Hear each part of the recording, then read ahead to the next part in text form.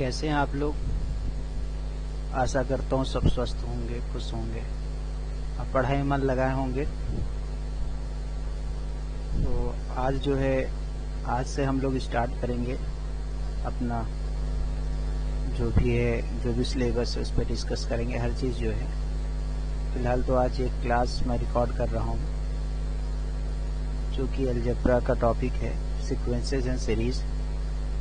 इस चैप्टर में हम लोग पढ़ेंगे सीक्वेंस के बारे में, सीक्वेंस क्या होता है, सीरीज क्या होता है। उसके बाद जानेंगे प्रोग्रेशंस के बारे में, टाइप्स ऑफ प्रोग्रेशंस, जैसे कि आप लोगों को पता है arithmetic progression, geometric progression, harmonic progressions और कुछ प्रोग्रेशंस होती हैं, उसके बारे में जानेंगे। तो बिना देरी किए हम लोग क्लास को स्टार्ट करते हैं। अलजेब्रा का एक टॉपिक हमने लिया है जो कि क्या है बेटा, सीक्वेंसेस एंड सीरीज। जो चैप्टर का नाम होगा आपका सीक्वेंसेस एंड सीरीज के बारे में। तो इसमें हम सीरीज के बारे में जानेंगे, सीक्वेंस के बारे में जानेंगे। तो सबसे पहले बात करते हैं बेटा सीक्वेंस क्या होता है, उसके बाद फिर आप बात करेंगे हम लोग सीरीज के बारे में, फिर प्रोग्रेशंस के बारे में जानेंगे। तो सबसे पहले हम जान लेते हैं, समझ लेते हैं कि सीक्वेंस क्या होता है। अगर सीक्वेंस की डिफिनेशन के बारे में बात करते हैं, थोड़ा सा डिफिनेशन भी समझ लेते हैं कि सीक्वेंस का डिफिनेशन क्या होता है। तो बेटा याद रखना आप लोग, ए sequence is a function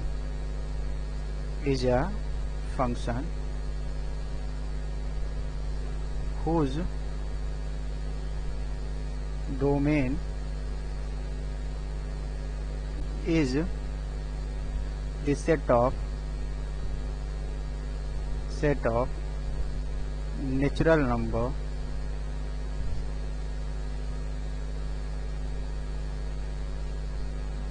and set, आपको पता है नेचुरल नंबर को रिप्रेजेंट करते हैं, एंड बेटा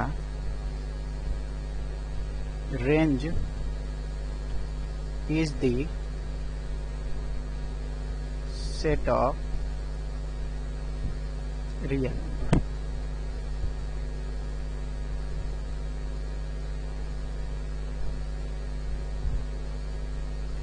कहने का मतलब है कि जो सीक्वेंस होता है ये एक फंक्शन होता है जिसका जो डोमेन होगा, इस फंक्शन का जो भी डोमेन होगा वो जो होगा बेटा सेट ऑफ नेचुरल नंबर होगा। इसका जो भी रेंज आपको मिलेगा वो सेट ऑफ रियल नंबर होगा। अगर आपको समझ में नहीं आ रहा है कि ये सीक्वेंस का मतलब क्या है, इसमें डोमेन का मतलब क्या है, फंक्शन का मतलब क्या है, तो कोई बात नहीं, आप लोग टेंशन ना लो, चीजों को समझेंगे एग्जाम्पल के साथ। आज जिन बच्चों को ये समझ में आ रहा है कि डोमेन का मतलब क्या है, फंक्शन का मतलब क्या है, रेंज का मतलब क्या है, अच्छी बात है। तो सबसे पहले देखो, ये डोमेन और रेंज का मतलब क्या है, इस चीज़ को समझेंगे। बेटा एक चैप्टर मिलेगा आप लोगों को क्लास 11th में, फंक्शन करके, रिलेशन एंड फंक्शन। तो वहाँ पर आप समझोगे रिलेशन के बारे में और फंक्शन के बारे में। चूंकि सीक्वेंस है तो इसकी डिफिनेशन यही होती है, इसी वजह से मैं बता दिया। तो थोड़ा सा समझो आप लोग ये तो पढ़े ही होगे कि जैसे मान लेते हैं एक 2 वेरिएबल में इक्वेशन दिया गया है, x इज इक्वल टू, मान लो आपको मिल रहा है y प्लस 2 करके, 2 वेरिएबल में इक्वेशन मिल रहा है। आप समझना इस चीज को। तो यहाँ पर हम क्या करेंगे, इसको ऐसे भी लिख सकते हैं, y की वैल्यू क्या होगी बेटा, इसको सॉल्व करने पे x माइनस 2 होगी। यहाँ पर जो भी x की वैल्यू होगी बेटा वो बिलोंग्स करेगी किसको, नेचुरल नंबर को, और जो भी y की वैल्यू आपको मिलेगी वो जो बिलोंग्स करेगी किसको, बिलोंग्स करेगी बेटा रियल नंबर को। तो इस चीज को आप ऐसे करके समझ सकते हो, जो भी इसमें x की वैल्यू होगी वो इसका क्या कहलाएगा, डोमेन कहलाएगा, और जो भी आपको y की वैल्यू मिलेगी वो क्या कहलाएगा बेटा, वो कहलाएगा रेंज कहलाएगा। ऐसे करके भी आप समझ सकते हो। जैसे समझो, थोड़ा सा इस चीज को समझेंगे। x बिलोंग्स कर रहा है नेचुरल नंबर को, तो सभी को पता है नेचुरल नंबर क्या होता है, सेट ऑफ नेचुरल नंबर। सबको पता है कि नेचुरल नंबर क्या होता है, 1 2 3 4 5 6 7 ऐसे करके ये नेचुरल नंबर है। उसके बाद देखो यहाँ पे हम क्या करेंगे, x की वैल्यू को जैसे ही पुट करेंगे y की हमको वैल्यू मिलती चली जाएगी। जैसे मान लेते हैं x की वैल्यू 1 को पुट कर दिए, 1 माइनस 2, तो y की वैल्यू कितनी हो जाएगी बेटा, -1 हो जाएगी। x की वैल्यू को एक्स की वैल्यू अब हम 2 रखेंगे यहाँ पे, तो कितना हो जाएगा बेटा 2 - 2 इसमें रखना है बेटा। ये जो मैंने अभी आपको बताया y इक्वल टू x - 2 में इस वैल्यू को पुट करो तो y की वैल्यू कितनी हो जाएगी 0 हो जाएगी। ऐसी अगर यहाँ पर हम वैल्यू 3 रखते हैं x की तो y की वैल्यू कितनी हो जाएगी 1 हो जाएगी। इसी तरीके से अगर यहाँ पर हम वैल्यू रख देते हैं y की वैल्यू को 4 रख देते हैं, x की वैल्यू को 4 रखते हैं तो y की वैल्यू कितनी हो जाएगी 2 हो जाएगी। तो इस तरीके से आपको क्या मिल रहा है, चीज़ों को समझना है। यहाँ पर हमको मिल रहा है क्या, हमको मिल रहा है 0 - 1 -1 मिला, 0 मिला, उसके बाद बेटा आपको क्या मिला 1 मिला, फिर 2 मिला, इसी तरीके से वैल्यू मिलती चली जाएगी।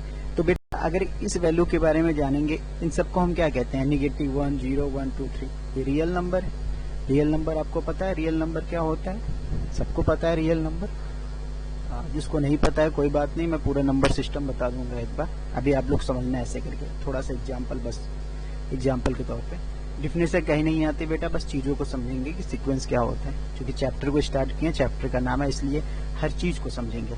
तो बेटा यहाँ पर जो भी ये वैल्यू आपको मिल रही है ना, इस फंक्शन का ये रेंज होगा, और जो भी एक्स की वैल्यू को हम लोग पुट किए हैं ना, जिसके साथ ये रिलेट कर रहा है, जैसे 1 रखने पे 0 आया, जैसे हम 1 रखे तो -1 आया, 2 रखने पे 0 आया, 3 रखने पे 1 आया, तो ये जो वैल्यू रख रहे हैं एक्स की, ये बेटा डोमेन कहलाएगी। ठीक है, ऐसे भी आप समझ सकते हो। और इस चीज़ को समझने के लिए जब आप क्लास 11th में आओगे तो आप लोग समझोगे,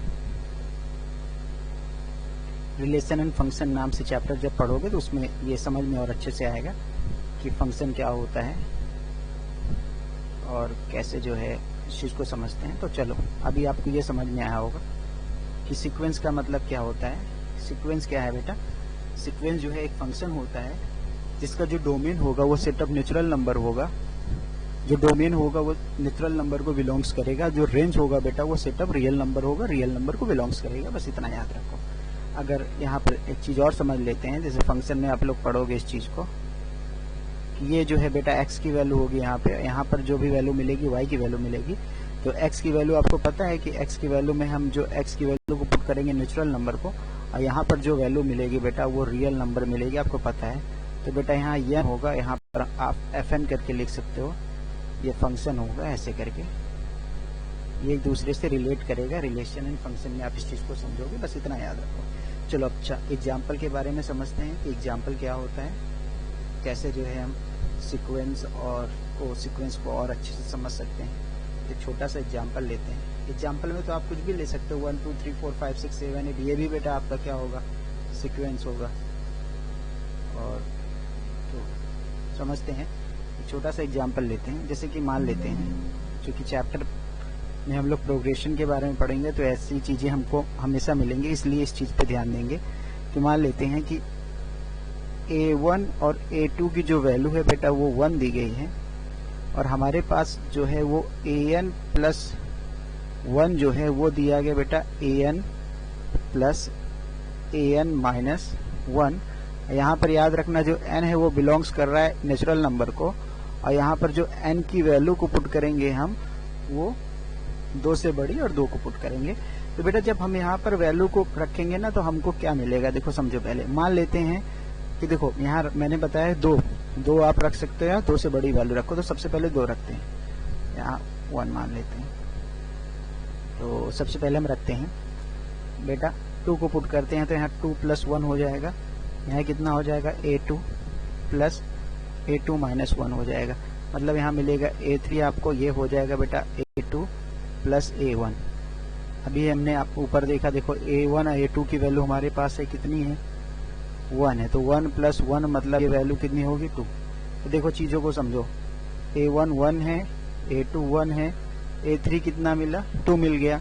अब इसी तरीके से बेटा 2 को पुट कर दिया, अब 3 को पुट कर दो यहाँ पे। तो जैसे ही 3 पुट करेंगे 3 + 1 हो जाएगा, और यहाँ पर कितना हो जाएगा बेटा A3 प्लस A3 माइनस 1 हो जाएगा। ये कितना हो जाएगा A4, ये हो जाएगा बेटा A3 plus A2।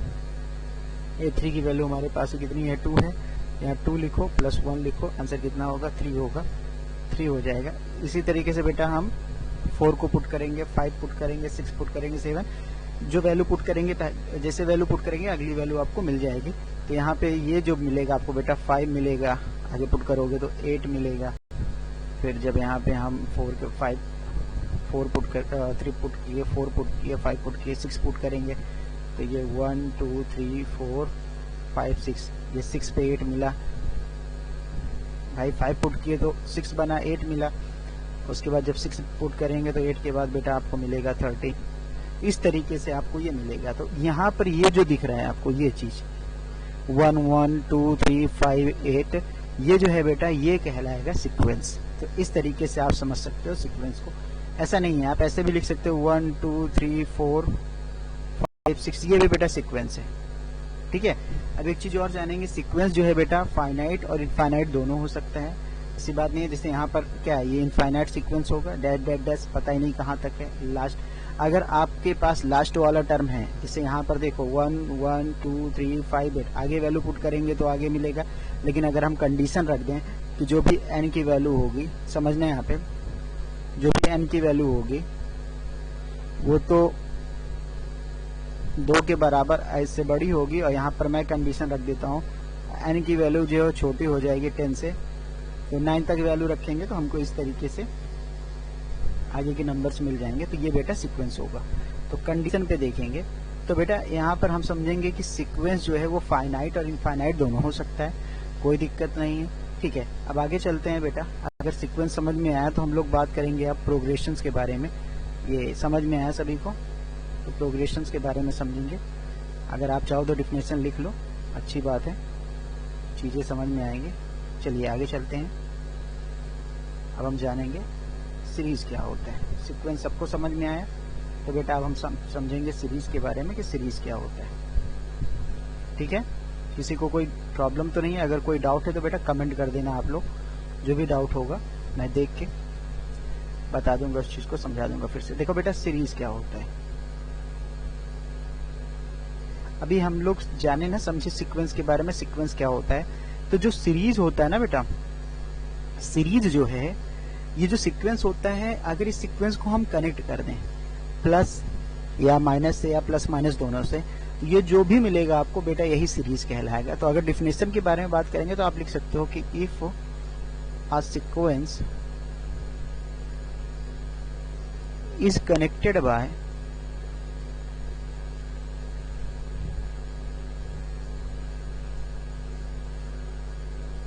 positive sign और negative sign और both, समझना आप। अगर सीक्वेंस को जो है बेटा हम कनेक्ट कर दें पॉजिटिव साइन से या निगेटिव साइन से या दोनों साइन से, तो जो कुछ भी मिलेगा उसी को हम क्या कहलाएंगे, वही जो क्या कहलाएगा, इट इज कॉल्ड सीरीज। जैसे कि अभी हम ऊपर देखे थे एग्जाम्पल 1 1 2 3 5 करके, अगर इसको हम कनेक्ट कर देते हैं, प्लस लगा देते हैं यहाँ पे, तो बेटा सीरीज हो जाएगा। या माइनस लगा देते हैं तो ये जो कुछ भी बनेगा सीरीज होगा। या मान लेते हैं प्लस माइनस दोनों लगा देते हैं, कुछ भी करो, प्लस माइनस दोनों लगा दो, ये जो है बेटा सीरीज है। तो बेटा ये क्या है, आप सीरीज समझ सकते हो ऐसे कि जो सीक्वेंस होता है अगर उसको हम कनेक्ट कर देते हैं किससे, पॉजिटिव और निगेटिव साइन से, या दोनों साइन का प्रयोग करते हैं, तो वो जो कुछ भी मिलेगा बेटा उसको हम क्या कहेंगे, सीरीज कहेंगे। इतना समझ में आया? अब जरूरी नहीं है कि इसी चीज को ऐसे भी लिख सकते हैं 1 + 2 + 3 + 4 + 5 + 6, ये क्या है, ये भी एक सीरीज है। ठीक है, ये भी एक सीरीज है, सबको पता है। ठीक है, तो आगे चलते हैं हम लोग। ये चीजें समझ में आई आपको, सीरीज समझ में आया? तो अगर आपको सीरीज समझ में आया तो अब हम लोग बात करेंगे बेटा प्रोग्रेशंस के बारे में कि प्रोग्रेशन क्या होता है। ठीक है, हम लोग बात करेंगे अब प्रोग्रेशंस के बारे में कि प्रोग्रेशंस क्या होता है। ठीक है, अब आगे हम बात करेंगे प्रोग्रेशंस के बारे में।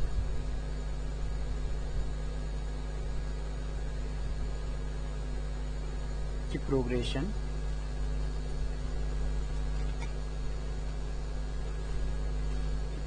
क्या होता है, इस पे बात कर लेते हैं। प्रोग्रेशन, ठीक है। देखो अभी हम लोग समझे सीक्वेंस के बारे में, तो बेटा जो प्रोग्रेशन है ना, ये भी एक सीक्वेंस है। समझना पहले। जैसे मैं एग्जांपल लिया था वहां पे 1 2 3 4 5 6 करके ना, तो वो सीक्वेंस है। तो प्रोग्रेशन भी क्या होता है बेटा, एक सीक्वेंस ही होता है। लेकिन एक चीज याद रखना है, जो प्रोग्रेशन होता है वो किसी न किसी पैटर्न या किसी रूल को क्या करता है, फॉलो करता है। इस पे आप लोग याद रखना। तो डिफिनेशन के बारे में अगर बात करते हैं, प्रोग्रेशन की डिफिनेशन के बारे में, तो इट इज अ सीक्वेंस, जैसे कि मैंने अभी आपको बताया, it is a sequence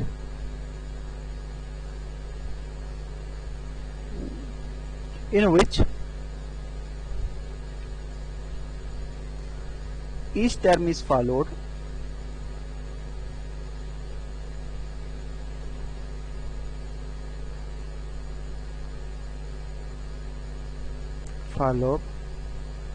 by certain rule और पैटर्न कह सकते हो आप लोग, कोई दिक्कत नहीं है।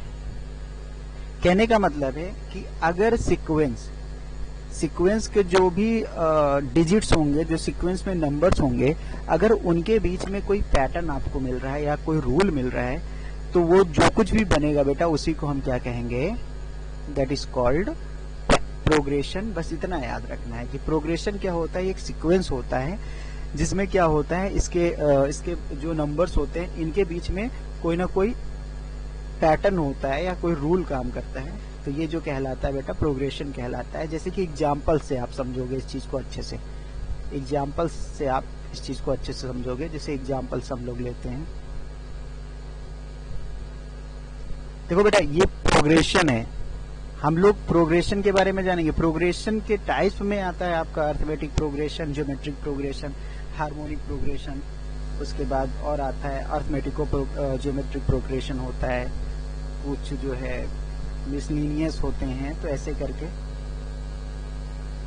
मिसलिनियस प्रोग्रेशंस होते हैं। तो एक एक चीज के बारे में समझेंगे। जैसे एग्जाम्पल हम समझते हैं, जैसे समझना यहाँ पर, जैसे पहला एग्जाम्पल हम लोग लेते हैं, मान लेते हैं हमने लिखा 2 4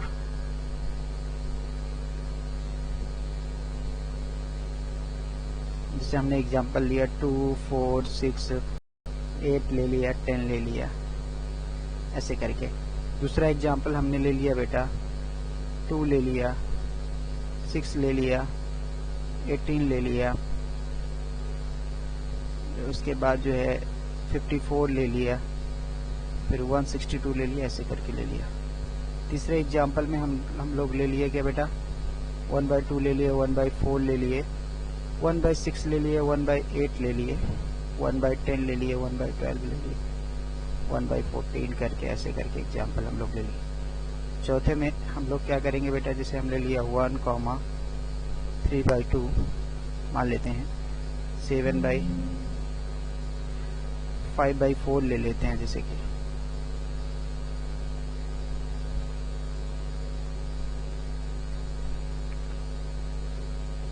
7/8 ले लिए, 9/16 ले लिए, ऐसे करके ले लिए। तो बेटा अगर यहाँ पर देखोगे ना, each and every examples which are given by me, इसमें अगर आप देखोगे ना तो इनके बीच में जो है, ये जैसे 2 और 4 के बीच में कुछ ना कुछ पैटर्न आपको देखने को मिलेगा। फिलहाल तो ये सबके सब सीक्वेंस हैं, मैंने आपको बताया कि ये सीक्वेंस है। तो इनके बीच में ना बेटा आपको पैटर्न देखने को मिलेगा। क्या पैटर्न देखने को मिलता है, इस चीज को समझेंगे। जैसे अगर देखो यहाँ पर क्या होता है, पहले वाले डिजिट में अगर पहले वाले डिजिट में अगर +2 कर दो तो अगला डिजिट हमको मिलता चला जा रहा है। देखो हर जगह है ना, 6 + 2 8, +2 कर दिया 10, +2 12, इस तरीके से। तो यहाँ पर पैटर्न मिल रहा है आपको, +2 देखो यहाँ पर ऐड कर रहे हैं, अगला डिजिट मिल रहा है। यहाँ पर क्या हो रहा है बेटा, यहाँ पर क्या हो रहा है कि हम मल्टीप्लाई कर दे रहे हैं। किस चीज से मल्टीप्लाई कर रहे हैं, 3 से। जैसे 3 से मल्टीप्लाई कर रहे हैं ना, अगला जो है हम लोगों को आगे का नंबर मिलता चला जा रहा है। देखो मल्टीप्लाई करो इस तरीके से, ये समझ में आ रहा है। अब बेटा इसमें क्या हो रहा है, इस चीज में देखो, यहाँ पे क्या हो रहा है कि नीचे की तरफ क्या हो रहा है, नीचे की तरफ मतलब पूरे में अगर हम 1/2 से मल्टीप्लाई करते हैं, देखो 1/2 से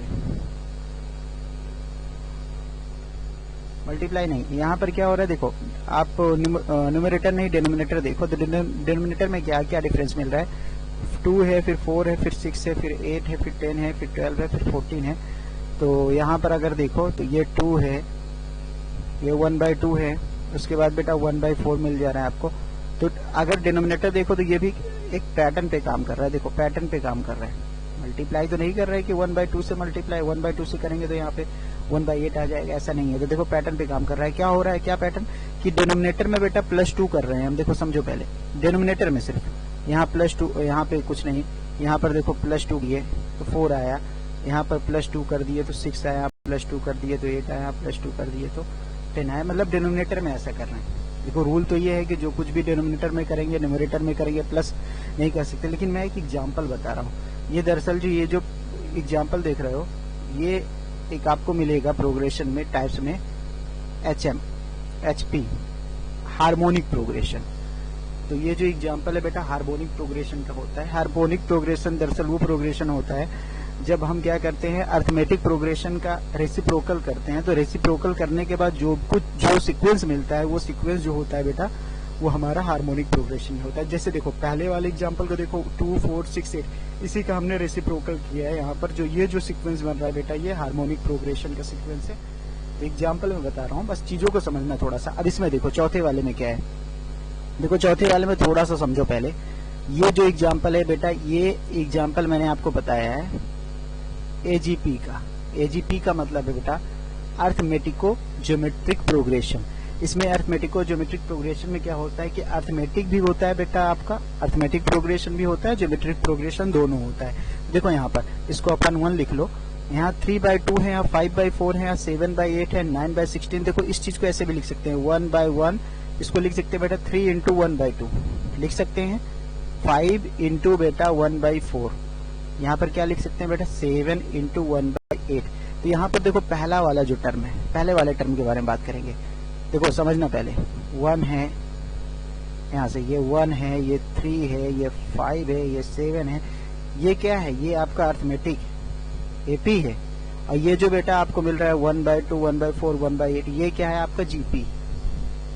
तो अब लोग समझोगे थोड़ा सा कि जो प्रोग्रेशन होता है बेटा ये भी एक सीक्वेंस होता है, लेकिन ये एक ऐसा सीक्वेंस होता है अगर कोई सीक्वेंस किसी रूल या किसी पैटर्न को फॉलो करता है तो वो क्या कहलाता है बेटा प्रोग्रेशन कहलाता है। तो तीनों चीज को एक बार फिर से समझ लेते हैं। सीक्वेंस क्या होता है, sequence is a function in which, जिसमें हम बात करेंगे सीक्वेंस के बारे में। Sequence is a function whose domain is the set of natural number and range is the set of real number. जैसा कि मैंने आपको बताया, जैसे मान लेते हैं 1, 2, 3, 4, 5, 6 ये क्या है बेटा सीक्वेंस है। अगर इसी सीक्वेंस को हम ऐड कर दें या सब्ट्रैक्ट कर दें या एडिशन सब्ट्रैक्शन बोथ कर दें तो बेटा ये जो कुछ भी बनेगा इसको हम क्या कहेंगे सीरीज कहेंगे। लेकिन जो प्रोग्रेशन होता है ये भी सीक्वेंस होता है, लेकिन इसमें जो भी सीक्वेंस होंगे बेटा वो किसी न किसी रूल को या किसी न किसी पैटर्न को फॉलो करेंगे। इस पे आप लोग ध्यान देना, ठीक है। समझ में आया आपको, यहाँ तक समझ में आया? आई होप सबको समझ में आया होगा। जिसको समझ में नहीं आया बेटा आप लोग कमेंट कर देना, मैं कमेंट देख के बता दूंगा, परेशान ना हो आप लोगों को, मैं फिर से समझा दूंगा, ठीक है। आगे चलते हैं हम लोग, आगे हम बात करेंगे अब टाइप्स ऑफ प्रोग्रेशंस के बारे में। क्योंकि टाइप्स तो मैंने यहीं पे बता दिया, एग्जांपल्स मैंने टाइप क्लियर कर दिया, फिर भी टाइप्स के बारे में जानेंगे कि जो प्रोग्रेशंस होते हैं इनके टाइप्स क्या होते हैं, टाइप्स ऑफ प्रोग्रेशंस।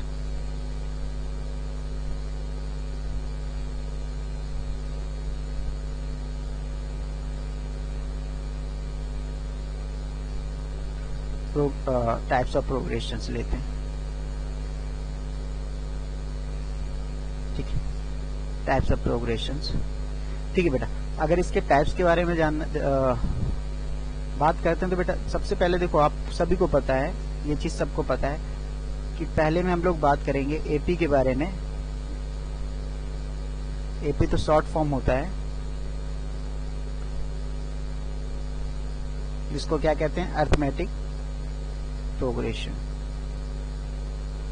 शॉर्ट में इसको बेटा AP लिखते हैं, याद रखना आप लोगों को, अरिथमेटिक प्रोग्रेशन। जो दूसरा टाइप होता है बेटा ज्योमेट्रिक प्रोग्रेशन होता है।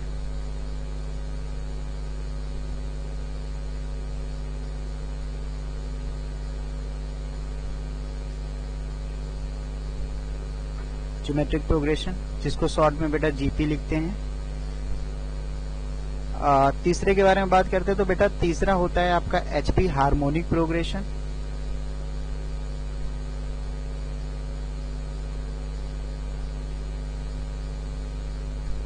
शॉर्ट में बेटा एचपी लिखते हैं, समझना यहाँ पे। पहला अरिथमेटिक, दूसरा ज्योमेट्रिक, तीसरा हार्मोनिक।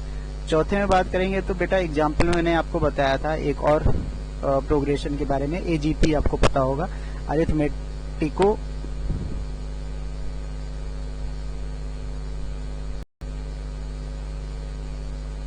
Geometric progression.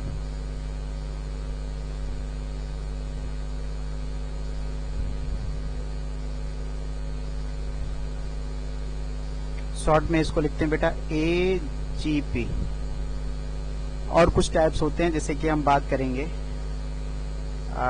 मिसलिनियस भी होता है, आप याद रखना। कुछ मिक्स वाले सीरीज होते हैं, वो भी सीरीज जो है फॉलो करते हैं किसी पैटर्न को, इस वजह से जो है हम लोग उसको क्या नाम दे देते हैं।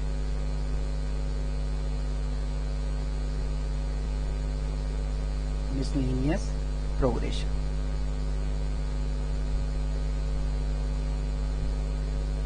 ठीक है, तो हम लोग टाइप्स के बारे में बात कर लेते हैं। टाइप्स ऑफ प्रोग्रेशन में जैसे अरिथमेटिक प्रोग्रेशन पहला है।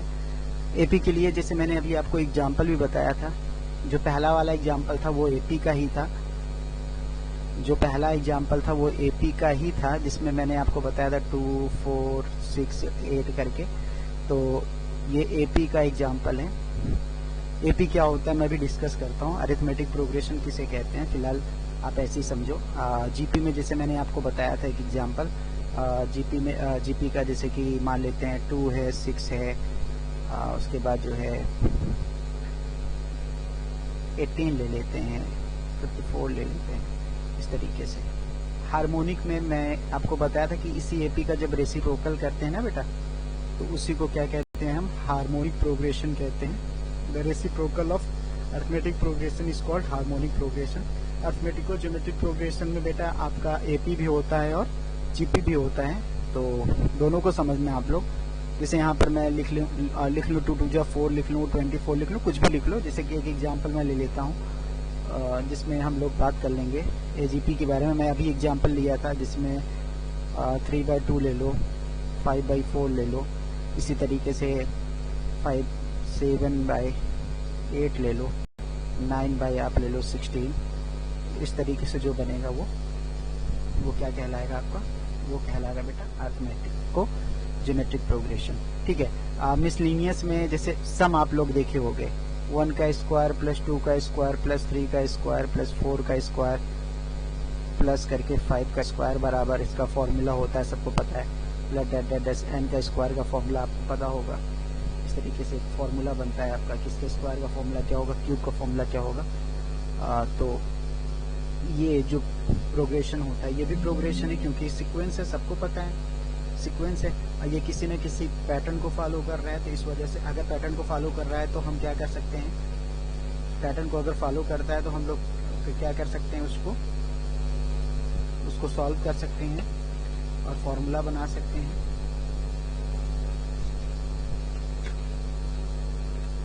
इसका फॉर्मूला अगर हम लोग बनाएंगे तो क्या बनेगा, n होगा, n+1 होगा, और उसके बाद हो जाएगा 2n+1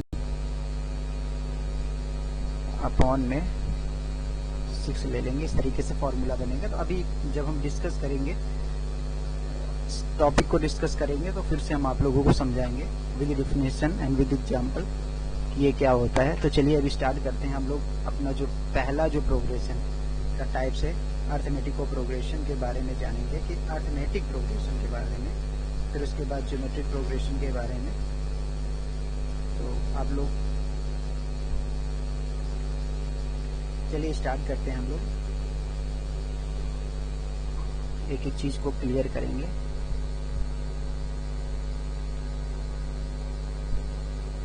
चलिए स्टार्ट करते हैं। अब सबसे पहले हम लोग स्टार्ट करेंगे, बात करेंगे किसके बारे में, एपी के बारे में, कि ये एपी क्या होता है। चलिए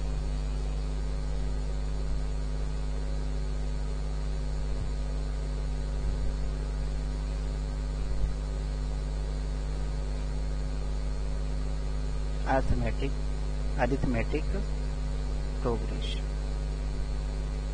चलिए एपी क्या होता है इसके बारे में बात करते हैं कि एपी क्या है। देखो बेटा, अगर एपी की डिफिनेशन के बारे में बात करेंगे ना, तो एपी का डिफिनेशन क्या होता है कि अरिथमेटिक प्रोग्रेशन का जो डिफिनेशन होता है वो ये होता है कि इसमें जो सीक्वेंस होता है ना, आपको पता है कि वो रूल फॉलो करता है। तो अगर रूल फॉलो करता है, इसमें जो है इसके टर्म्स होंगे, आपको पता है A1, A2, A3, A4, A5, A6 ऐसे करके।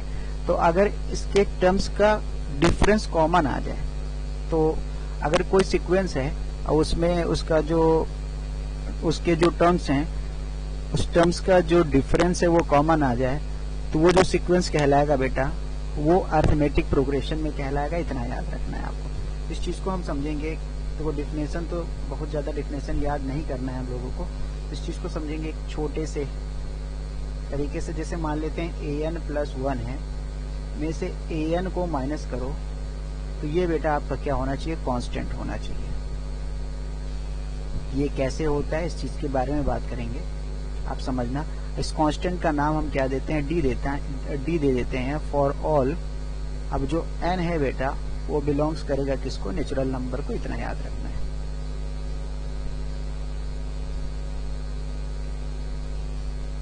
ये क्या होता है, इस पे एक एग्जाम्पल लेते हैं, जिससे आपको समझ में आएगा। ये मैं इसलिए बताया हूँ क्योंकि वो वाला डिफिनेशन सबको पता है।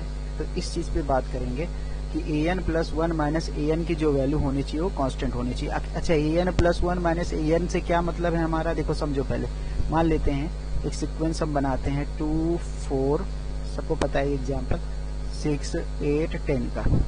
तो बेटा देखो, समझो पहले, आप समझना पहले, ये क्या है आपका A1 है, ये क्या है A2 है, ये क्या है A3 है, ये क्या है A4 है, ये क्या है A5। ऐसे भी लिख सकते हो आप, T1, T2, T3, T4, T5, कुछ भी नाम दे दो, कोई दिक्कत नहीं है। T4 टर्म्स, तो पहला टर्म, दूसरा टर्म, तीसरा टर्म, चौथा टर्म, पांचवा टर्म।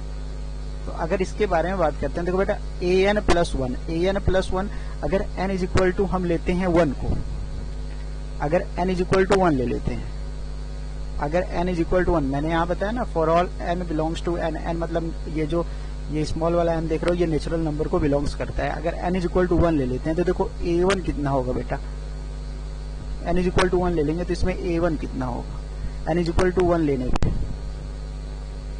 यहाँ पर देखो A1 कितना है बेटा, A1 हमारा 2 है, तो n इज इक्वल टू 1 लेते हैं, ये क्या बनेगा, an+1 माइनस an मैंने बोला, तो an की जगह पर मैं लिखूंगा 1+1 माइनस A1, ये हो जाएगा A2 माइनस A1। अब A2 माइनस A1, A2 कितना है बेटा, A2 हमारा 4 है, अब -2 करेंगे तो आंसर कितना आएगा, 2 आएगा। ठीक है, यहाँ पर समझ में आया आपको। अगर इसी तरीके से हम क्या ले लेते हैं, यहाँ पर अब 1 के बाद हम 2 ले लेते हैं, तो ये बनेगा A2+1 माइनस A2, तो ये कितना बनेगा, A3 बनेगा आपका, अब -A2 होगा, तो A3 की वैल्यू कितनी है, A3 की वैल्यू 6 है, और A2 की वैल्यू कितनी है, A2 की वैल्यू 4 है, तो यहाँ 2। देखो यहाँ पर देखोगे, कहीं से भी आप सब्ट्रैक्ट करोगे, इसमें जो इसका जो डिफरेंस होगा ना, दूसरे टर्म का डिफरेंस, अगर T2 माइनस T1 करते हैं, तो इसका जो डिफरेंस होगा A2 माइनस A1 का, या A4 मान लेते हैं A4 माइनस A3 या A5 माइनस A4, वो हमेशा क्या होगा, कांस्टेंट होगा। तो यहाँ पर एक कांस्टेंट मिल रहा है आपको 2, देखो 2 कांस्टेंट हर जगह ना। तो बेटा अगर ये कहीं दिख रहा है आपको सीक्वेंस में, तो इस टाइप का जो भी सीक्वेंस होगा बेटा, उसको हम कहेंगे अरिथमेटिक प्रोग्रेशन। इतना याद रखना है कि ये अरिथमेटिक प्रोग्रेशन होता है, कि जहां पर बेटा an+1 माइनस an की वैल्यू क्या हो जाए, वो कांस्टेंट आ जाए। इस कांस्टेंट को हम d से रिप्रेजेंट करते हैं, जिसको हम कॉमन डिफरेंस कहते हैं। याद रखना, कॉमन डिफरेंस को ही कांस्टेंट यहाँ पे कहेंगे। यहाँ पर फॉर ऑल n की जो वैल्यू होगी वो नेचुरल नंबर को बिलोंग्स करेगी। ठीक है, आगे चलते हैं हम लोग। इतना सबको समझ में आया, किसी को कोई प्रॉब्लम तो नहीं है? अगर ये नहीं समझ में आ रहा है तो कोई बात नहीं, आप लोग ऐसे भी समझ सकते हो कि दूसरे टर्म में से पहले टर्म को माइनस करो, मतलब T2 माइनस T1 ये इक्वल होना चाहिए बेटा T3 माइनस T2 के, ये इक्वल होना चाहिए बेटा T4 माइनस T3 से। कहीं से भी माइनस करोगे आप लोग, ये सब एक दूसरे के इक्वल होने चाहिए। अगर इक्वल है तो बेटा ये जो कहलाएगा प्रोग्रेशन, ये अरिथमेटिक प्रोग्रेशन कहलाएगा। बस इतना याद रखें। समझ में आया? अच्छा, मैं बार बार सीक्वेंस इसलिए कह रहा हूँ कि बेटा 2, 4, 6, 8 ये जो कुछ भी है बेटा सीक्वेंस है। ये जो प्रोग्रेशन आपको मिल रहा है बेटा सीक्वेंस से ही मिल रहा है। जब सीक्वेंस जो है किसी रूल या किसी पैटर्न को फॉलो करता है तो बेटा उसको हम एक नया नाम देते हैं प्रोग्रेशन। बस इतना याद रखना है। ठीक है, आगे चलते हैं हम लोग, आगे कंटिन्यू करते हैं। इतना सबको समझ में आया? ठीक है, जिसको समझ में नहीं आया है बता दीजिएगा आप लोग, मैं फिर से बता दूंगा, ठीक है। कमेंट कर देना आप लोग। आप लोगों से रिक्वेस्ट है कि प्लीज आप लोग जो है जुड़े रहो हमारे साथ, चीजों को समझते रहो। तो अरिथमेटिक प्रोग्रेशन का मतलब समझ में आया?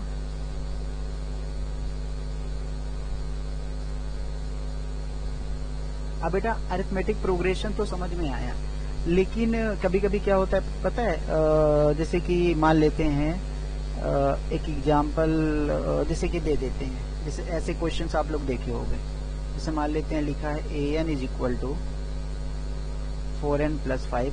अब क्वेश्चन कहता है कि इसको आप बताओ क्या ये एपी है या नहीं है, इस टाइप का क्वेश्चन आ जाता है। तो ये एपी है कि नहीं है, जैसे एक क्वेश्चन और ले लेते हैं, जैसे एक क्वेश्चन मान लेते हैं, काफी क्वेश्चन हैं लेकिन एक और ले लेते हैं, जैसे an इज इक्वल टू आ जाए बेटा 2n स्क्वायर प्लस 1। तो इसमें हमको बताना है क्या ये अरिथमेटिक प्रोग्रेशन है या नहीं है, ये अरिथमेटिक प्रोग्रेशन है या नहीं है। तो इस चीज को कैसे समझेंगे, इसके लिए एक छोटा सा रूल समझेंगे।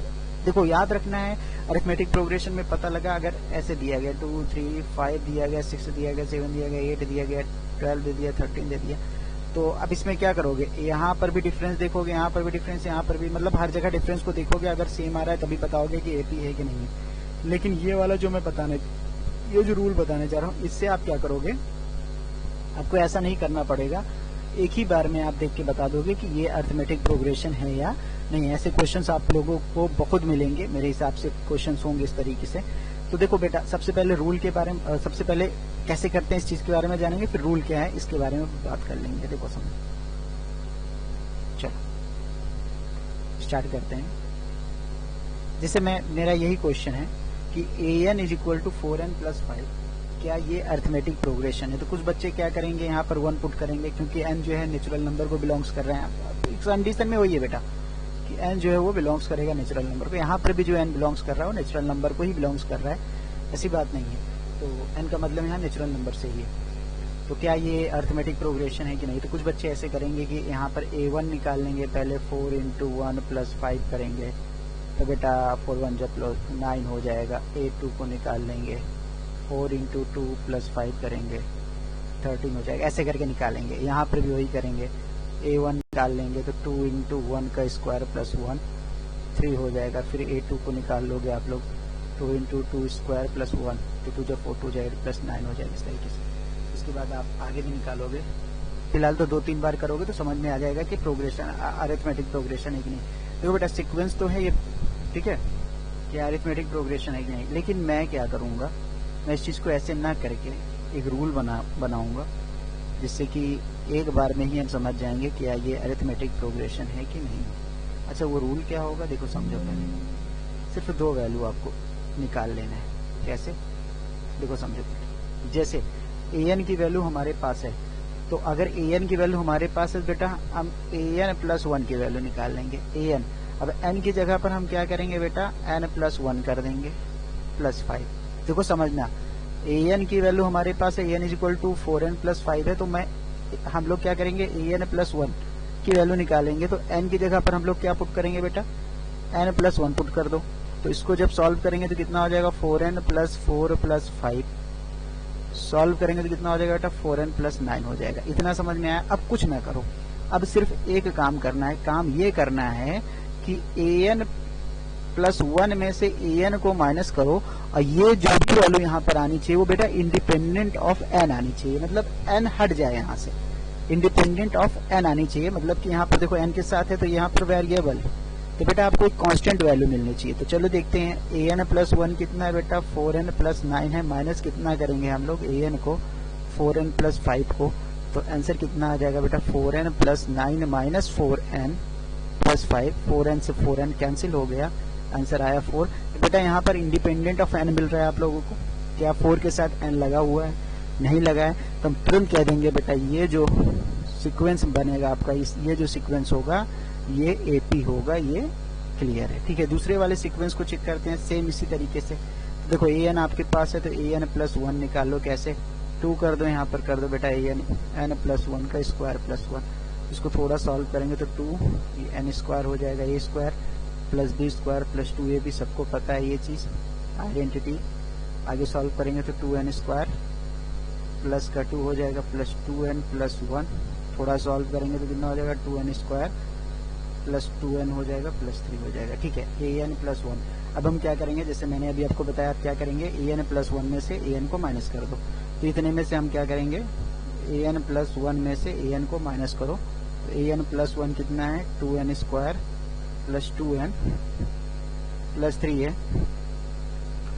तो माइनस कितना करेंगे, माइनस करेंगे हम लोग 2n स्क्वायर, 1 को माइनस करेंगे, ये तो कैंसिल होगा। यहाँ कितना मिलेगा आपको, 2n प्लस 2 मिलेगा। तो अगर इसको देखो तो क्या ये इंडिपेंडेंट ऑफ n में मिल रहा है, नहीं मिल रहा है बेटा, 2 के साथ n लगा हुआ है। तो इससे से पता चल रहा है कि बेटा ये AP नहीं है, इट इज नॉट AP। ये जो सीक्वेंस बनेगा बेटा, ये अरिथमेटिक प्रोग्रेशन नहीं होगा। तो अगर समझ में आया तो अच्छी बात है, आप चाहे जैसे करो, कोई दिक्कत नहीं, आप एक एक वैल्यू को निकाल लो। हाँ, ये है कि बेटा कभी कभी ये होता है ना कि अगर हम टर्म्स के बारे में बात करते हैं तो 8वें टर्म्स या 9वें टर्म्स तक हमारा सेम होता है, उसके बाद पता चलता है कि AP नहीं है, तो वहाँ पर कंफ्यूजन होती है। इस वजह से बेटा अगर इस मेथड से लगाते हैं तो पहले स्टेप में ही पता चल जाएगा कि क्या ये अरिथमेटिक प्रोग्रेशन बनेगा कि नहीं बनेगा। तो अगर आपको अच्छे समझ में आया तो ठीक है, नहीं समझ में आया तो कोई दिक्कत नहीं। अच्छा हाँ, कुछ बच्चे ये कहेंगे कि सर पता लगा अगर सीक्वेंस ऐसे करके दिया गया 2 4 6 8 10 करके मान लेते हैं फॉर एन एग्जाम्पल, तो आप कैसे इसको जो है an के फॉर्म में लिखोगे। तो कोई दिक्कत नहीं, इसको भी हम an के फॉर्म में लिख सकते हैं। कैसे लिखेंगे अभी आगे डिस्कस करते हैं। तो ये आपको समझ में आया कि कैसे चेक करेंगे कि अरिथमेटिक प्रोग्रेशन है कि नहीं है, सबको समझ में आया ये चीज। तो इसके लिए समझेंगे रूल क्या होगा बेटा। यहाँ पर सबसे पहले हम an निकाल लेंगे, अगर सीक्वेंस के फॉर्म में है तो an के फॉर्म में लिखेंगे उसको। उसके बाद बेटा n को रिप्लेस कर देंगे n प्लस 1 से। उसके बाद का क्या होगा, हम लोग कैलकुलेट करेंगे किसको, an प्लस 1 माइनस an को। अगर an प्लस 1 माइनस an की वैल्यू इंडिपेंडेंट ऑफ n आ जाए, मतलब कि n अगर उसमें ना रहे, n हट के कोई कांस्टेंट वैल्यू हमको मिल जाए, तो बेटा वहां पर हम कह सकते हैं कि it is AP, otherwise it is not AP। इस चीज को आपको याद रखना है और क्वेश्चन को सॉल्व करेंगे। अच्छा ठीक है, एक एग्जाम्पल और ले लेते हैं जिसमें हम लोग बात करेंगे कि ये an के फॉर्म में नहीं है तो कैसे an के फॉर्म में लिखेंगे। देखो समझो एग्जाम्पल से, एक एग्जाम्पल और ले लेते हैं, इससे क्लियर हो जाएगा कि अगर an के फॉर्म में नहीं तो an के फॉर्म में। ठीक है, एग्जाम्पल हम लेते हैं, जैसे मान लेते हैं दिया गया log a log square by 2 log a cube by b square log b to the power 4 by a to the power 4 by wait मान लेते हैं, सॉरी ऊपर a है ना, a लेते हैं, a to the power 4 by b cube. इस तरीके से एक सीक्वेंस दिया गया है। तो अगर ये AP में है या नहीं है तो हम क्या करेंगे बेटा, ये T1 है, ये T2 है, ये T3 है, ये T4 है। यहाँ क्या करेंगे, T2 माइनस T1 करेंगे जो कि इक्वल होना चाहिए T3 माइनस T2 के, जो कि इक्वल होना चाहिए T4 माइनस T3। ऐसे कर सकते हैं, कोई दिक्कत नहीं। लेकिन बेटा इस चीज़ को हम समझेंगे जो अभी मैंने आप लोगों को बताया रूल उससे। तो सबसे पहले बेटा मैं क्या कहा कि इसको हम लोग an के फॉर्म में लिख लेंगे, कि an के फॉर्म में कैसे लिखेंगे, देखो समझना आप लोग an के फॉर्म में कैसे लिखेंगे समझना। ठीक, an के फॉर्म में लिखेंगे ऐसे कि इसको हम ऐसे भी लिख सकते हैं, an इज इक्वल टू, समझना यहाँ पर, log a to the power n by b to the power n minus 1। कैसे नहीं होगा, आप देखो समझो, पहले n बिलोंग्स कर रहा है, जहाँ पर n बिलोंग्स कर रहा है नेचुरल नंबर को। तो देखो अगर यहाँ 1 रखते हैं तो ये 1 minus 1 b to the power 0, b to the power 0 की वैल्यू 1 होगी तो आपको क्या मिलेगा, log a सिर्फ मिलेगा, सबको पता है। यहाँ 2 रखेंगे तो 2 में से 1 गया तो कितना बचेगा, 1। तो इस तरीके से an के फॉर्म में लिख सकते हैं। किसी को कोई डाउट? मेरे हिसाब से तो नहीं है। चलो देखते हैं, an के फॉर्म में लिख लिए। अब अगर an के फॉर्म में लिख लिए तो अगला स्टेप हमारा क्या होगा, अब हम an को बेटा an के फॉर्म में लिखने के बाद n को रिप्लेस कर देंगे n प्लस 1 से। ये हो जाएगा बेटा log, n की जगह पर क्या हो जाएगा, n प्लस 1 हो जाएगा। नीचे कितना हो जाएगा, b n+1 है, यहाँ पर -1 है तो लिख लिया। क्या मिलेगा आपको? log e to the power n+1। और यहाँ क्या बनेगा बेटा? 1 से 1 कैंसिल हो गया, e to the power n बनेगा। अब क्या करेंगे अगले स्टेप में? क्या करेंगे, जैसे कि मैंने आपको बताया क्या करेंगे, an+1 में से an को माइनस कर दो। तो an+1 की वैल्यू कितनी आई? log इतना upon b to the power n में से माइनस कितना करना है? माइनस करेंगे log कितने को? log an की वैल्यू हमारे पास है an by b to the power n-1। ठीक है, इतना माइनस करेंगे। तो सबको पता है log m minus log n rule सबको पता होगा। अगर नहीं पता तो कोई बात नहीं, तो हम यहाँ पे समझ लेते हैं यहाँ शॉर्ट में कि log m minus log n को लिख सकते हैं हम log m by n।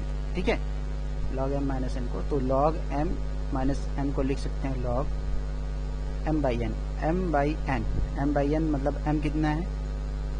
an+1 by bn। देखो अपॉन 1 मतलब डिवाइड को मल्टीप्लाई में चेंज करेंगे तो सबको पता है कि ये e to the power n-1 ऊपर होगा, अपॉन में क्या लिखेंगे? a to the power n। क्या यहाँ पर किसी को कोई प्रॉब्लम है? ये बताओ आप लोग। Any doubt with anyone? नहीं है तो आगे चलते हैं। थोड़ा सा मैं एक काम करता हूँ, स्पेस की दिक्कत है, देखता हूँ।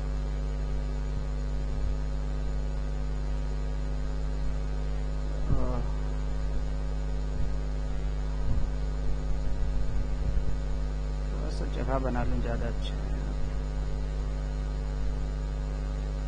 चलो इसको जैसे ही सॉल्व करोगे आप लोग, कलर चेंज कर देता हूँ जिससे आपको समझ में आ जाए। जैसे आप इसको सॉल्व करोगे तो क्या मिलेगा बेटा? सबसे पहले हम क्या लिखेंगे? log ब्रैकेट में a to the power n+1 को हम क्या लिख सकते हैं? a to the power n into a to the power 1। Can we write it? Yes. b to the power n into बेटा यहाँ पर क्या लिखेंगे? b to the power n into b to the power -1 by an। अब इसको solve करो, an से an cancel हुआ, bn से bn कैंसिल हुआ, b to the power -1 को हम क्या लिख सकते हैं? अगर इसको फाइनल लिखेंगे तो क्या मिलेगा? log a बाई बी मिलेगा। अगर यहाँ पर देखो log a बाई बी क्या इंडिपेंडेंट ऑफ n है? देखो मैं क्या बताया, इंडिपेंडेंट ऑफ n है। हाँ इंडिपेंडेंट ऑफ n है। अगर बेटा ये इंडिपेंडेंट ऑफ n है, अगर हमको मिल रहा है इंडिपेंडेंट ऑफ n है, तो हम क्या कहेंगे बेटा? ये जो है ये अरिथमेटिक प्रोग्रेशन है। तो हम यहाँ क्लियर कर देंगे हाँ इट इज AP। तो इस तरीके से बेटा अगर ये an के फॉर्म में नहीं है तो भी हम an के फॉर्म में लिख सकते हैं, और लिखने के बाद हम ये क्लियर कर सकते हैं कि बेटा ये अरिथमेटिक प्रोग्रेशन है या अरिथमेटिक प्रोग्रेशन नहीं है। मेरे हिसाब से इस टाइप के क्वेश्चंस आपके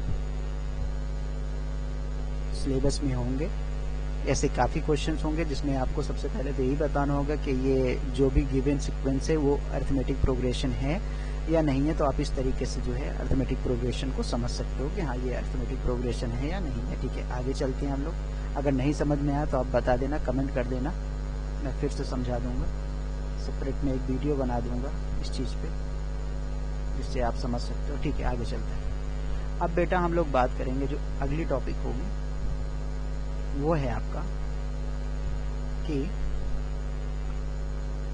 एपी में एपी का जो जनरल टर्म होता है, जो कि मैंने अभी आपको बताया एन के फॉर्म में जब लिखते हैं ना बेटा किसी सीक्वेंस को, वो जनरल टर्म कहलाता है। तो general term of an AP, arithmetic progression का जनरल टर्म क्या होता है? अरिथमेटिक प्रोग्रेशन का जनरल टर्म क्या होता है? तो मैं अभी आपको बताया जब an के फॉर्म में लिखते हैं, तो अगर इसको हम लोग an के फॉर्म में लिखेंगे, an इज इक्वल टू मान लेते हैं a plus n minus 1 into d, तो ये जो कहलाएगा an is equal to a plus n minus 1 into d, ये जो कहलाता है बेटा AP का जनरल टर्म कहलाता है। इसको आप लोग याद रखना, an is equal to a plus n minus 1 into d जो है वो जनरल टर्म है। जहां पर यहाँ पर किसका क्या मतलब है इसको थोड़ा सा समझ लेंगे।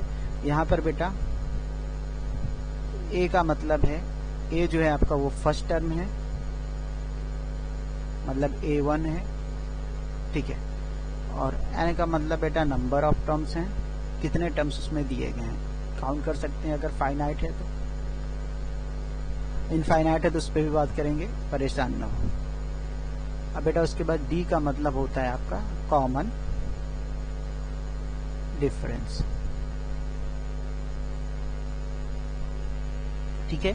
यहाँ पे अगर general term of an AP बात करेंगे तो वो क्या होता है बेटा, a n is equal to a plus n minus one into d. अच्छा यहाँ पर एक चीज और समझना, ये ए एन है बेटा, ए एन का मतलब लास्ट टर्म भी होता है, इसको हम लोग एल से भी रिप्रेजेंट करते हैं। तो यहाँ पर आप एल इज इक्वल टू भी लिख सकते हो, कोई दिक्कत नहीं है, इतना याद रखना है। ए एन और लास्ट टर्म का मतलब यही है। जैसे लास्ट वाले टर्म, जैसे मान लेते हैं कि 1 2 3 4 5, तो बेटा हम A5 के बारे में बात करेंगे इस सीक्वेंस में। तो A5 आपका 5 होगा। A4 के बारे में बात करेंगे, A3 के बारे में, जिस चीज के बारे में बात करेंगे वो इसका लास्ट टर्म कहलाएगा। A3 के बारे में बात की तो लास्ट टर्म हो। तो ऐसे करके समझ सकते हो आप लोग, ठीक है। आगे चलते हैं। अच्छा ठीक है, यहाँ से बेटा एक फॉर्मूला हम लोग और बनाते हैं जनरल टर्म से, क्योंकि इसको हम लोग यूज करेंगे, क्योंकि शॉर्ट हो जाएगा। देखो आपको पता है ए एन या एल आप दोनों ले लो, ए एन का मतलब भी लास्ट टर्म और एल का मतलब भी लास्ट टर्म से है। तो इसको जब हम सॉल्व करेंगे ना, थोड़ा सॉल्व करो, तो यहाँ पर सॉल्व करने के बाद एन की वैल्यू मिलेगी, क्या मिलेगी, a plus n minus one into d is equal to हो जाएगा बेटा आपका ए एन लिख लो, कोई दिक्कत नहीं है। ए का साइड चेंज करो तो डी से मल्टीप्लाई करो, तो बेटा ये हो जाएगा डी एन। या एक काम करो, रुको एक सेकेंड, ऐसा ना करो, शॉर्ट में करो, बहुत ज्यादा लॉन्ग होगा, ठीक है। ए का साइड चेंज करो तो क्या बनेगा, n minus one into d, यही मिलेगा, यस सर यही मिलेगा, एन माइनस ए हो जाएगा, ठीक है। तो बेटा डी का साइड चेंज करेंगे तो n minus one is equal to कितना हो जाएगा, n minus one a n minus a by d हो जाएगा उधर। तो एन की वैल्यू क्या हो जाएगी बेटा, a n minus a by D plus one. अच्छा ठीक है, तो देखो समझो, पहले आप कैलकुलेट कर सकते हो ऊपर वैल्यू रख के, लेकिन कोई जरूरत नहीं है, क्योंकि इतना आपको करना ही पड़ेगा। अगर वैल्यू पुट करोगे तो इस तरीके से एक फॉर्मूला बना लो कि अगर आपके पास ए एन है, ए है, डी है, तो आप एन ऐसे करके कैलकुलेट कर सकते हो, ये फॉर्मूला यूज करके, n is equal to a n minus a by D plus one. कुछ एग्जाम्पल लेंगे जिससे ये चीज क्लियर हो जाएगा। चलिए आगे चलते हैं, एक एग्जाम्पल लेते हैं।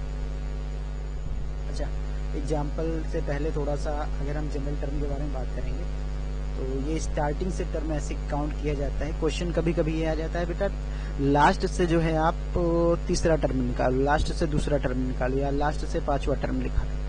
तो हम बात करेंगे n term of an AP from the end और फ्रॉम द लास्ट, वो क्या होगा उसके बाद एग्जाम्पल समझेंगे। ये सबको समझ में आया कि general term of an AP क्या होता है, वो ए एन के फॉर्म में होता है। ए एन को एल से भी रिप्रेजेंट कर सकते हैं, क्योंकि ए एन जो है आपका लास्ट टर्म है, समझना आप लोग। यहाँ पर ए का मतलब फर्स्ट टर्म है, जिसको ए वन से रिप्रेजेंट करते हैं। ए को फर्स्ट टर्म, ए वन आपको पता है टी वन, और एन का मतलब बेटा नंबर ऑफ टर्म्स है, एन का मतलब नंबर ऑफ टर्म्स, और डी का मतलब common difference.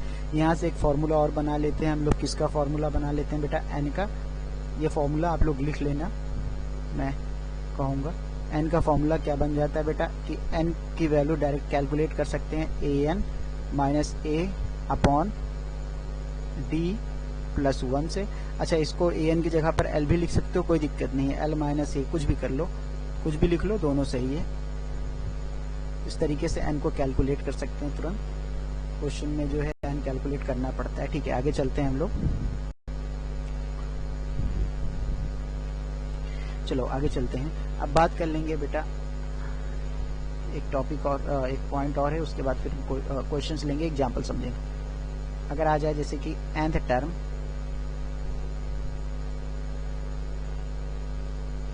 Of an AP from the end और from the last,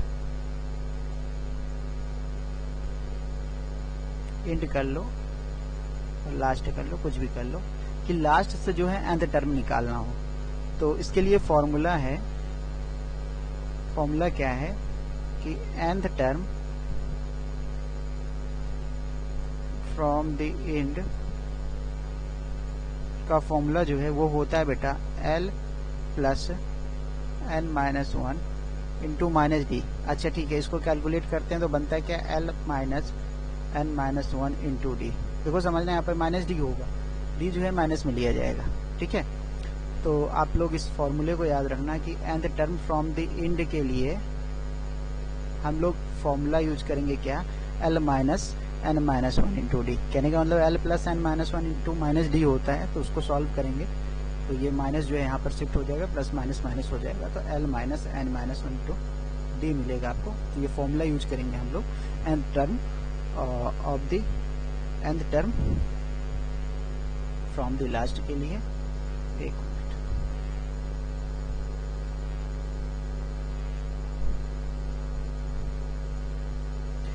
nth term of an AP from the last के लिए, और फ्रॉम द इंड के लिए हम nth टर्म ऑफ एपी, जैसे मान लो क्वेश्चन कह रहा है कि find fifth term from the last और फ्रॉम द इंड, तो हम A5 कर देंगे, या लिख सकते हैं fifth term from the end, A5 करेंगे तो गलत हो जाएगा, इस वजह से हम लिखेंगे बेटा fifth term from the end, उसके बाद कैलकुलेट कर लेंगे। चलो क्वेश्चन सॉल्व कर लेते हैं तो क्लियर हो जाएगा। चलो कुछ एग्जाम्पल सॉल्व कर लेते हैं जिससे ये क्लियर हो जाएगा। चलो अगले स्लाइड में, चलो सबसे पहले पहला एग्जाम्पल लेते हैं। बेटा अभी एग्जाम्पल देख रहे हैं, आपका जो एक्सरसाइज होगा उसको भी सॉल्व करेंगे हम लोग, टेंशन न लो, हर चीज के बारे में समझेंगे, ठीक है। तो जैसे क्वेश्चन है, मान लेते हैं कि डिटरमाइन द नंबर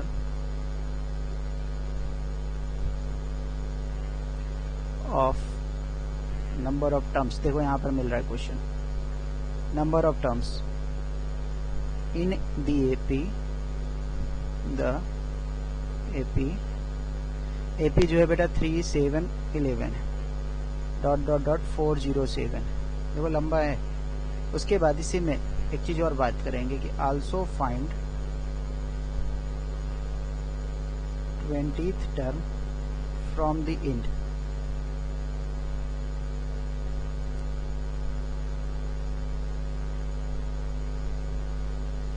क्वेश्चन समझना, देखो मैं एक क्वेश्चन बनाया हूं जिसमें एन भी फाइंड करना है, उसके बाद बेटा आप लोगों को 20 टर्म फाइंड करना है, दोनों फाइंड करना है। चलो क्वेश्चन को सॉल्व करेंगे। देखो सबसे पहले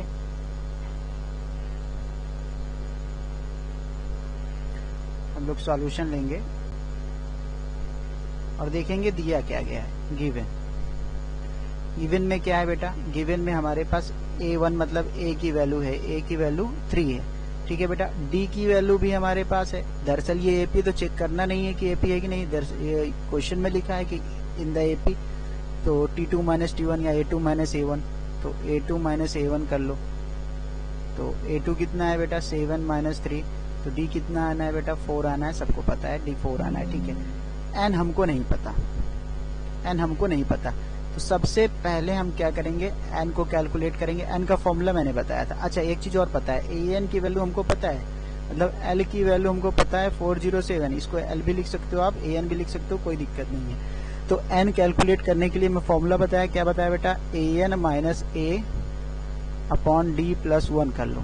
आप उसी में रखोगे, जो जनरल टर्म है उसी में वैल्यू को रखोगे, उसी को सॉल्व करके ये फॉर्मूला बनेगा।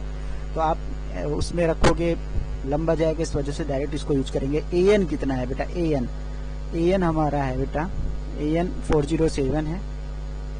a कितना है बेटा, a 3 है, अपॉन 4 प्लस 1, तो कितना हो जाएगा बेटा 404 बाई 4 प्लस 1, 404 का मतलब आ जाएगा 101 प्लस 1 मतलब कि 102। तो n की वैल्यू कितनी हो जाएगी बेटा 102 हो जाएगी। क्या किसी को प्रॉब्लम है यहाँ पे? यहाँ तक सबको समझ में आया? आई होप सबको समझ में आया होगा। अगर नहीं आया है तो एक बार मैं फिर से बता देता हूँ।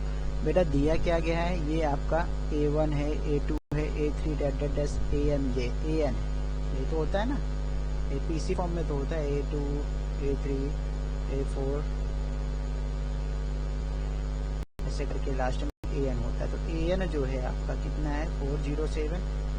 A कितना है, A1 कितना है बेटा 3, A1 को हम ये फर्स्ट टर्म कहते हैं, सबको पता है, तो यहाँ पर दिया गया है। D की वैल्यू निकालने के लिए हम T2 माइनस T1 मतलब दूसरे टर्म में से पहले टर्म को माइनस कर लेते हैं। अगर AP है तो आपको डी मिल जाएगा, जो कि कांस्टेंट होता है, सबको पता है, जिसको हम कॉमन डिफरेंस के नाम से जानते हैं।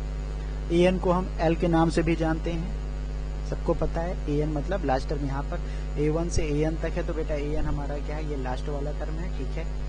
तो यहाँ पर हम कैलकुलेट करेंगे, इस चीज़ को कैलकुलेट करने के लिए वाला फॉर्मूला यूज करेंगे, जो कि मैं अभी आपको बताया था कि n इज इक्वल टू क्या होता है बेटा, n is equal to AN minus A by D plus 1 होता है। तो यहाँ से जो है हम लोग AN minus A by D plus 1 करके वैल्यू निकाल लेंगे, ठीक है। आगे चलते हैं। यहाँ तक सबको समझ में आया? सबको समझ में आया? आप लोग पीछे देख लेना। अब देखो, एक चीज तो मिल गया, n की वैल्यू हमारे पास है।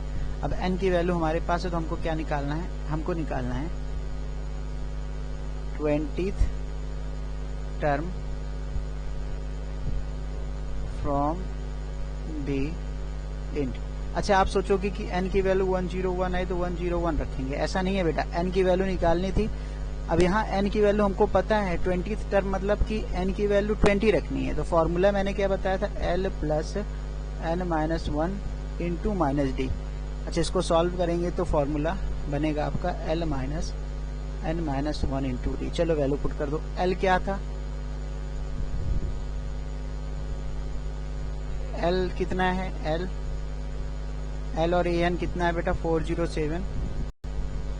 चलो रखेंगे हम लोग, l की जगह पर रखेंगे 407 माइनस n कितना है बेटा, तो n 20 है, 20 माइनस 1 करेंगे। d की वैल्यू कितनी थी, d कितना था बेटा, t4 था। चलो d की वैल्यू रख लेंगे, d को 4 कर देंगे। कैलकुलेट करो तो 407 माइनस 20 माइनस 1 कितना हो जाएगा, 19 इंटू 4 कितना हो जाएगा, 407 माइनस 76 माइनस करो 133। तो बेटा 20th term from the end जो मिलेगा आपको मिलेगा 331। क्या समझ में आया आप लोगों को? आई होप सबको समझ में आया होगा अच्छे से। अगर नहीं समझ में आया है तो मैं एक बार फिर से एक्सप्लेन कर देता हूँ, इस चीज को पीछे से एक्सप्लेन कर देता हूँ। फिलहाल तो आप समझ सकते हो क्योंकि रिकॉर्डेड वीडियो है, तो आप लोग पीछे जाकर देख लेना, फिर भी एक बार मैं समझा ही देता हूँ। चलो हटाओ, जो क्लियर। जैसे क्वेश्चन था, determine the number of terms in the AP because of it is given it is AP. If it is AP then we will not check it is AP और नॉट। अगर दिया गया है भाई AP है तो AP check नहीं करना है, चेक करने की जरूरत नहीं है कि एपी है कि नहीं है। उसके बाद बेटा इसमें फाइंड करना था 20 टर्म फ्रॉम द इंड, तो दोनों चीज को फाइंड करेंगे। सबसे पहले n फाइंड करना है, तो n के लिए मैं आपको फॉर्मूला भी पीछे बताया था कि n को हम कैलकुलेट करेंगे, n is equal to l और an minus a by D plus 1 से n कैलकुलेट हो जाएगा। जैसे ही n कैलकुलेट हो गया तो इसमें इस n का कोई रोल नहीं है, क्योंकि फ्रॉम द इंड कह रहा है। अगर 20 टर्म कहता, क्वेश्चन कहता कि फाइंड इट्स 20 टर्म, तब n को n 20 होता, सबको पता है। यहाँ पर या ये क्वेश्चन होता है कि find the total number of terms. देखो यहाँ पर जो है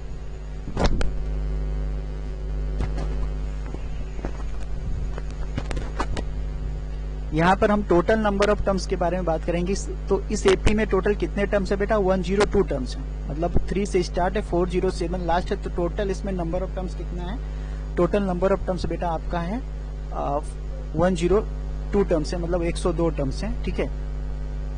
उसके बाद बेटा 20 टर्म फ्रॉम द इंड के लिए फॉर्मूला लगाएंगे, क्वेश्चन सॉल्व करेंगे। चलो आगे चलते हैं, एक क्वेश्चन और लेते हैं। चलो एक क्वेश्चन और लेते हैं। क्वेश्चन ये है कि which term of the sequence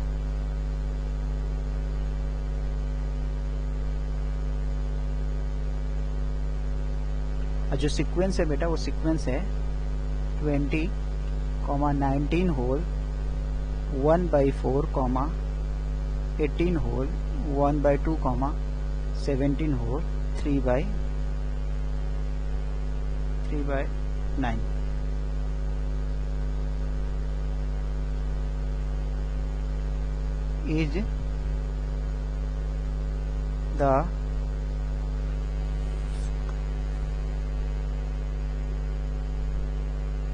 is the first negative term।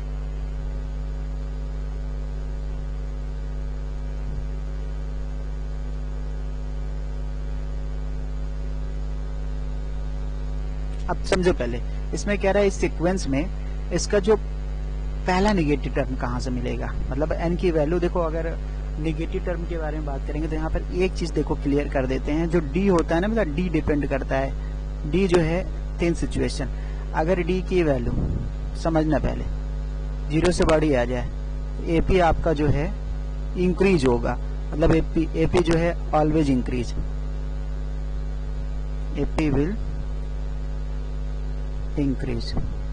अगर d की वैल्यू 0 के बराबर हो जाए, AP जो होगा बेटा कांस्टेंट हो जाएगा, जैसे 1 1 1 1 1 2 2 2 2 3 3 3 3 कुछ भी, मतलब मान लो एक नंबर जो है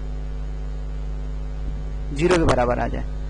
उसके बाद बेटा एक कंडीशन होता है, जब d की वैल्यू जो है 0 से छोटे हो जाए, मतलब d की वैल्यू निगेटिव हो जाए, तो AP विल डिक्रीज।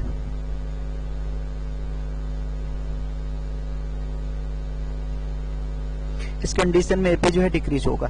तो अगर इसमें कह रहा है फर्स्ट निगेटिव टर्म डिक्रीज, मतलब कि AP की वैल्यू निगेटिव में आएगी। कहने का मतलब यहाँ पर जो D की वैल्यू होगी, ये क्लियर है, वो निगेटिव ही होगी। इसी वजह से जो है AP जो है डिक्रीज होगा और AP जो है निगेटिव में आएगा। ठीक है, चलो अच्छा आप देखते हैं D क्या है। सबसे पहले तो बेटा एक चीज क्लियर कर दें कि इसमें सीक्वेंस सिर्फ लिखा है, इसमें ये नहीं लिखा है कि AP है, GP है, HP है, कुछ ऐसा नहीं लिखा है। तो हम चेक कर लेंगे क्या ये AP है कि नहीं है। आप चाहे जो मेथड लगा लो, आप किसी भी मेथड से इसको चेक कर लो कि AP है कि नहीं है।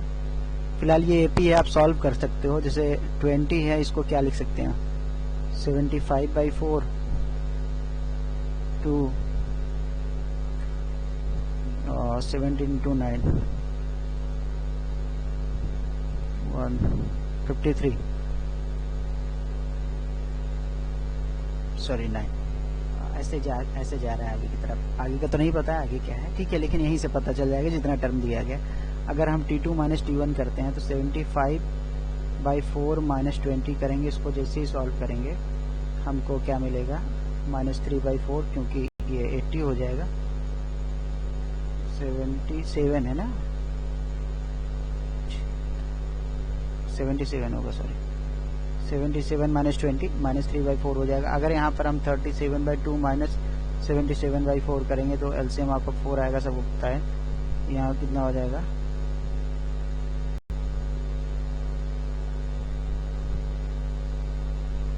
यहाँ 2 से मल्टीप्लाई कर दो, 14 -3/4। इसको कर लोगे तो -3/4 ही मिलना है आपको, करके देख लेना आप लोग। तो इससे तो ये क्लियर है बेटा, ये AP है। चलो इतना समझ में आया कि AP है। तो अगर ये AP, आप ऐसे भी कर सकते हो, AN वाले फॉर्म में कर सकते हो। AN की वैल्यू पहले पुट कर लो, AN के फॉर्म में बना लो। उसके बाद जो है जब AN के फॉर्म में बन जाए तो उसके बाद बेटा आप लोग AN+1 की वैल्यू निकाल के AN+1 में से AN को माइनस कर दो, तो आपको इंडिपेंडेंट ऑफ N मिलेगा, जो कि -3/4 होगा। जो इंडिपेंडेंट ऑफ N मिलता है बेटा, जो भी वहाँ पर वैल्यू मिलेगी, जो कांस्टेंट होगी वही D होगा, इतना भी याद रखना है। तो D भी मिल जाता है वहाँ पे। ठीक है, आगे चलते हैं। तो इतना समझ में आया, इसकी कोई ज़रूरत नहीं है, दरअसल AP है। तो मैं एक काम करता हूँ, इसको इरेज करता हूँ और लिखता हूँ। ये आपको समझ में आया ना कि D कैसे जो है डिपेंड करता है।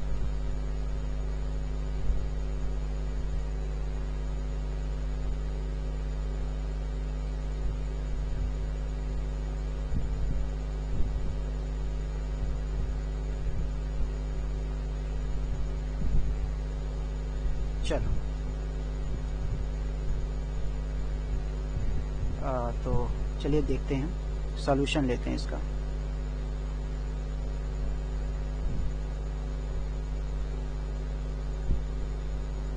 ठीक है, क्या दिया गया बेटा, गिवन। बेटा A की वैल्यू हमारे पास 20 है, D भी हमको पता है, गिवन है 20। और D को कैलकुलेट कर सकते हैं। D कितना हो जाएगा बेटा, 19 होल 1/4 माइनस 20। अभी मैंने इसको सॉल्व किया था, 77/4 माइनस 20/1, टोटल 4, 77 माइनस 80, वैल्यू -3/4। क्या किसी को कोई प्रॉब्लम है यहाँ पे? आई होप किसी को कोई प्रॉब्लम नहीं है। चलो ठीक है, इतना सबको समझ में आया। अब देखो क्वेश्चन क्या कह रहा है कि AP is negative term. AP कब मतलब which term is negative term. तो यहाँ पर जो n की वैल्यू a है ना जो होगी, देखो बेटा 0 से छोटी होगी, क्योंकि क्वेश्चन कह रहा है निगेटिव टर्म। तो यहाँ पर हम याद रखेंगे जो an की वैल्यू होगी वो 0 से छोटी होगी तभी निगेटिव होगा। तो an का फॉर्मूला सबको पता है, a plus n minus 1 into D, यहाँ पर 0 लिख देंगे। देखो हमको कैलकुलेट क्या करना है बेटा, n, a भी पता है, d भी पता है, विच टर्म, कौन सा टर्म, तो n की वैल्यू निकालो। तो a की वैल्यू लिख लो, a वैल्यू कितनी है बेटा, a कितना है 20 है, plus n minus 1 into D कितना है निगेटिव 3/4। अगर आप लोग सोच रहे हो वो n वाला फॉर्मूला लगा कर यहाँ आंसर ले आएंगे तो नहीं मिलेगा, तो इस चीज को समझना आप लोग। वो इक्वल के लिए फॉर्मूला है, यहाँ पर क्या है स्मॉलर है। तो चलो सॉल्व करो। तो 20 के साइड चेंज कर देते हैं डायरेक्ट, 20 उधर ले जाओ, ये कितना हो जाएगा बेटा माइनस, या एक काम करो -3 से मल्टीप्लाई कर लो, जो करना चाहो कर लो, कोई प्रॉब्लम नहीं है। आप वैसे ही करोगे जैसे कैलकुलेट करना है आपको, कर सकते हो। तो मैं लिखता हूँ -3/4 यहाँ पर, ये हो जाएगा बेटा n-1, ये हो जाएगा -20। सॉल्व करो, 4 उधर जाएगा -3, तो n-1 की वैल्यू हो जाएगी -20 मल्टीप्लाइड बाई 4 बाई -3, इससे ये कट जाएगा। n की वैल्यू कितनी हो जाएगी, ये हो जाएगी 80/3 प्लस 1। तो यहाँ पर n की जो वैल्यू होगी, देखो समझना है आप, सॉरी हम इक्वल लगा दिए, इक्वल नहीं होगा यहाँ पर, लीनियर इनइक्वेशन सॉल्व कर रहे हैं ना यहाँ पे, तो समझना है आप। तो यहाँ पर n की जो वैल्यू होगी समझना 83/3 हो जाएगी। तो अगर हम देखेंगे इसको कैलकुलेट करेंगे तो 27 होल 2/3 होगी। मतलब n की वैल्यू जो है यहाँ पे देखेंगे तो इतना होगा, लेकिन यहाँ पर हम लोग थोड़ी सी गलती कर रहे हैं। क्या गलती कर रहे हैं देखो समझना, देखो बेटा समझो, ये -3 मल्टीप्लाई में अगर डिवाइड में जाएगा तो ये क्या होगा सर, ये चेंज हो जाएगा, सबको पता है कि ये चेंज हो जाएगा।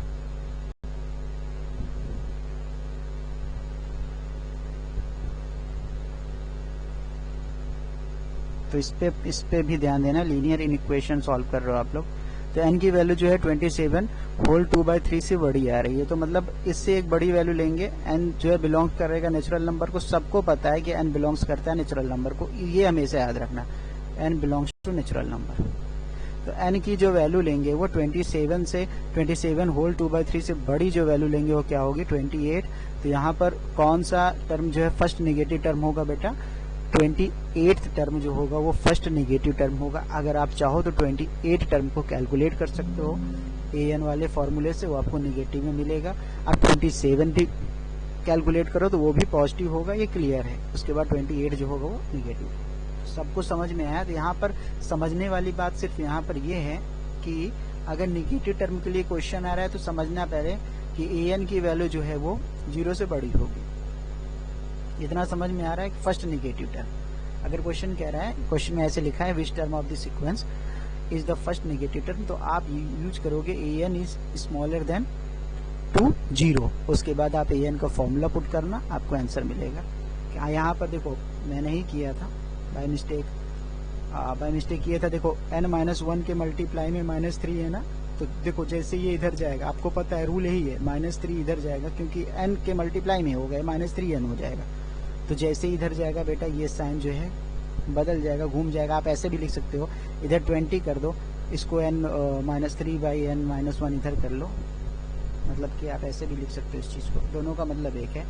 तो 20 को इधर ले आओ तो प्लस हो जाएगा, और 3n-1/4 इधर ले जाओ तो प्लस हो जाएगा, तो बनेगा वही चीज। तो यहाँ पर भी n की वैल्यू जो है बड़ी होगी किससे, 83/3 से बड़ी होगी। इतना समझ में आया आपको, सबको समझ में आया होगा।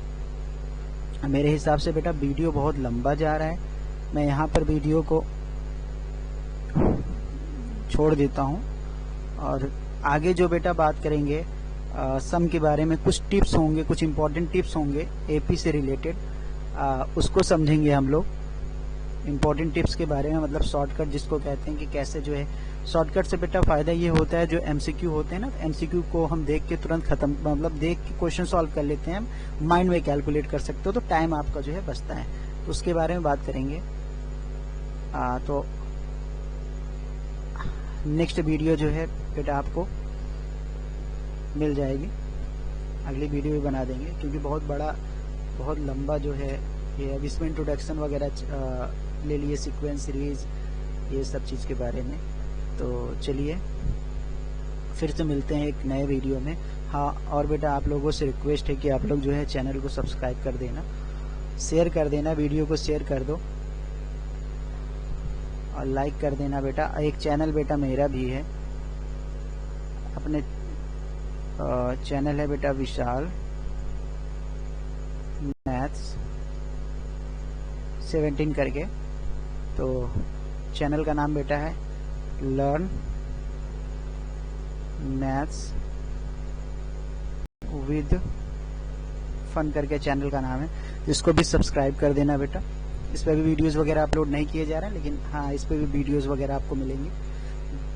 तो बेल आइकन को जो है प्रेस कर देना और बने रहिए मेरे साथ, अपने सर के साथ, उत्कर्ष सर के साथ, सौरभ सर के साथ, नवीन सर के साथ। इस पे जो है वीडियोस आपको मिलती रहेंगे, चीज़ें आपको समझ में आएंगी। चलिए नमस्कार, आगे मिलते हैं अगले वीडियो में।